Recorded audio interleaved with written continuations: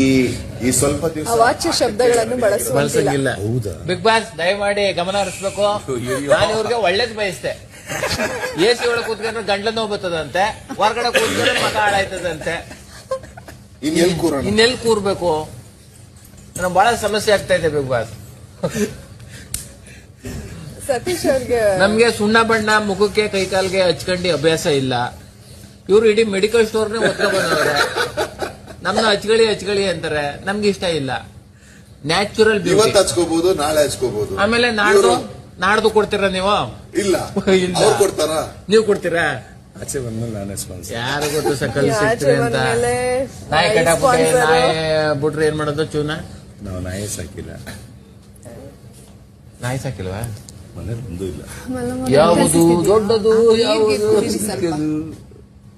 Big boss ಇವಾಗ ಹೊಸ stove ಹಚ್ಚಿ ಹಾಲುಕ್ಸೋಣ, ಏನಾದ್ರು ಕಳ್ಸಿ, ಏನಾದ್ರು ಮಾಡೋಣ. ಒಳ್ಳೆ ಕಾಫಿ ಮಾಡ್ಕೊಡ್ತೀನಿ. ಒಳ್ಳೆ ಕಾಫಿ ಕುಡಿಬೇಕು ಬಿಗ್ ಬಾಸ್.